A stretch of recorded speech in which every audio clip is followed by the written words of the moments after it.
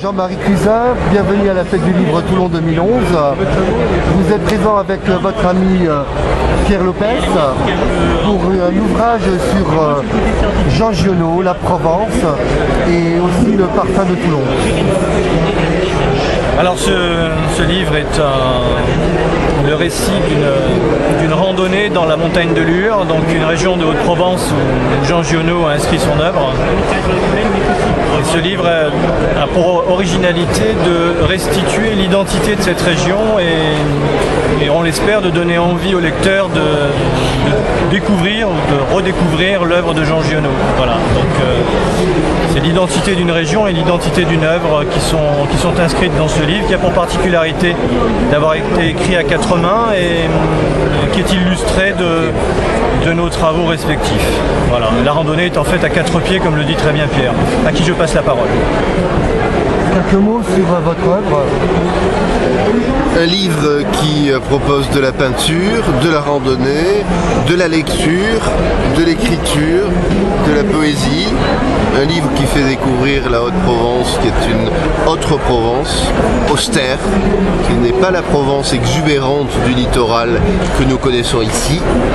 Et un livre qui donne la possibilité de faire un voyage sans bouger. C'est le principe de... Voilà, on a l'impression de marcher au fil du chemin tout en restant confortablement assis dans son fauteuil. L'intérêt de ce livre, on a les images et on a le déroulé du chemin au mètre près. Comment vous pensez faire un ouvrage également en langue provençale? Absolument pas. Ce n'est pas notre propos. Nous ne maîtrisons ni l'un ni l'autre le provençal. Ce n'est pas le propos de cultiver le provençalisme ou le régionalisme à travers ce livre.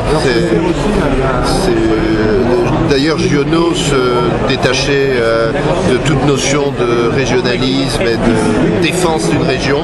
C'est une œuvre qui se situe au-delà de la région.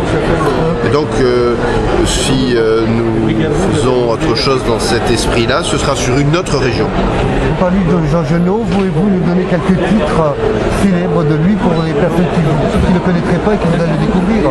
Mais vous les connaissez bien, le hussard sur le toit, un roi sans divertissement, la trilogie Regain, Colline de Beaumugne, les grands chemins, vous connaissez tout ça?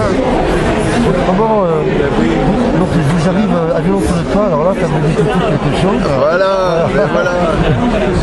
La question c'est, si vous voulez faire une œuvre et tracer l'histoire, c'est laisser les souvenirs d'amour en fin de compte, les souvenirs de vie, et si vous voulez pour votre œuvre, pour faire ça en plus grand nombre, pour le lecteur, quel est le message qui est voulu passer dans cet ouvrage?